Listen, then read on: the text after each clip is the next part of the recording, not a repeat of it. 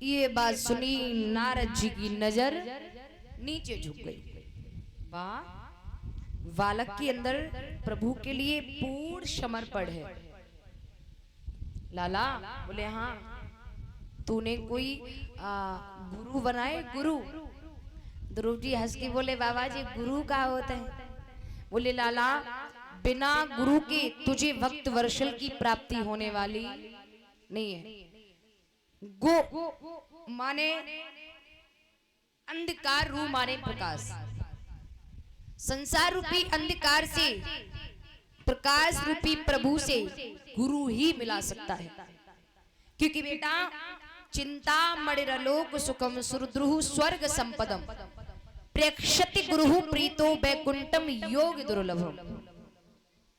चिंता मणि केवल लौकिक सुख दे सकती है और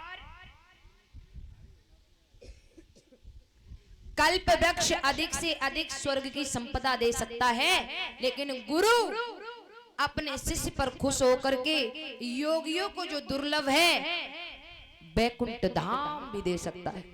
गुरु प्रेक्षति गुरु प्रीतो वैकुंठम योग दुर्लभ।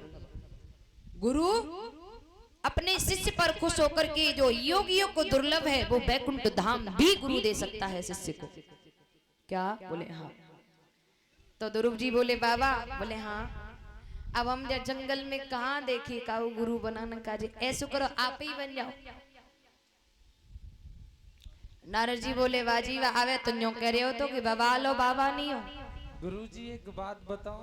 हाँ देखो तुम आई हूँ, तुमसे मजाक कर रहे हो तो मजाक? आवाज बढ़ा जा की मजाक जानता है किसी की जाती है? नहीं तो किन तक करी जाते हैं। तो कुछ समझ लो, लेकिन हूँ तुमसे कुछ ले गुरु मंत्र नहीं चाहता। बेटा, संतों से मजाक करना बहुत कठिन पड़ जाता है। तो गलती है कि सॉरी।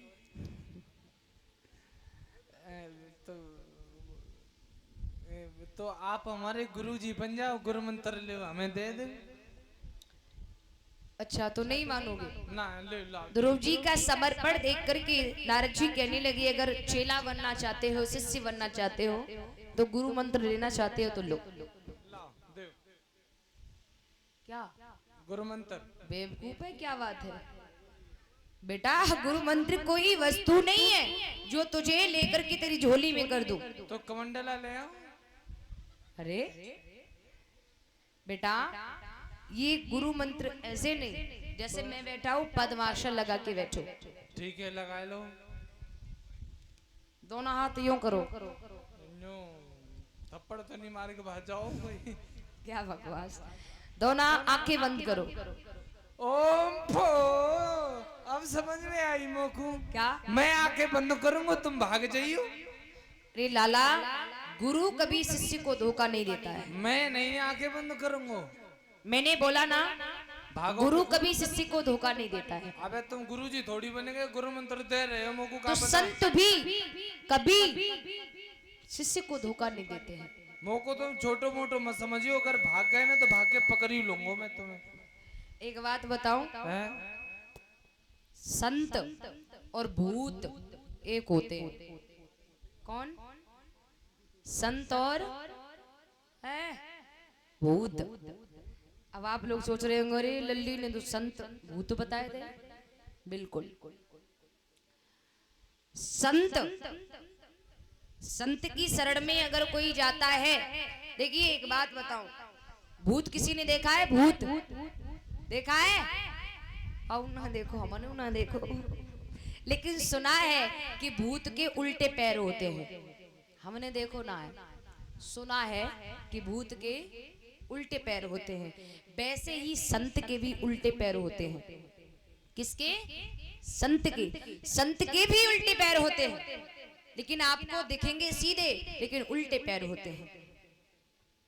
जो सच में संत होगा उसके उल्टे पैर का मतलब, उल्टे पैर का मतलब क्या है?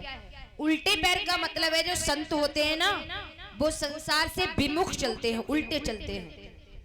संसार में नहीं जाएंगे संत होंगे, वो एकांत भागेंगे। एकांत में अगर वो संत अपना किसी को चेला बना लेंगे, चेला भूत किसी के शरीर पर आए, भूत किसी के शरीर पर कब्जा करके खेलता है ना, तो भूत क्या कहता है, क्या कहता है कि मैं इसे लेकर ही जाऊंगा। देखिए मेरी बात को हंसने में ना खोए, गहराई में ले जाए। मैं क्या कहना चाहती हूँ, भूत क्या कहता है कि मैं इसे लेकर ही जाऊंगा, कहता है नहीं कहता है। वैसे ही जो संत होता है, संत जो संत की शरण में जाता है और झुकता है और कहता है गुरुदेव मुझे आप अपना शिष्य बना लीजिए, जैसे ही भूत कहता है कि मैं इसे साथ लेके ही जाऊंगा, वैसे ही जो गुरु होता है ना, संत होता है ना, वो भी कहता है कि मैं इसे साथ लेने का मतलब मैं अपने शिष्य को संसार के प्रपंच से छुटकारा दिलाऊंगा और इसे अपने साथ सद्मार्ग पर लेके ही जाऊंगा।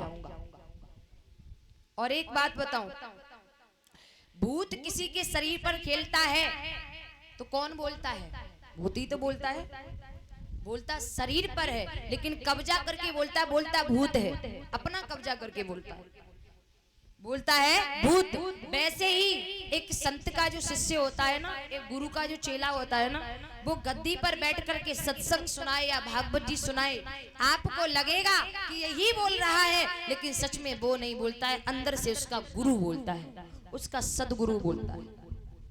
कभी कभी मेरे साथ भी ऐसा हो जाता है, मैं गद्दी पर बोलूं और नीचे उतर के लोग हमसे पूछे बेटा तुमने ये बात कही थी, ये भजन गाया था, तो मुझे खुद को ख्याल नहीं रहता।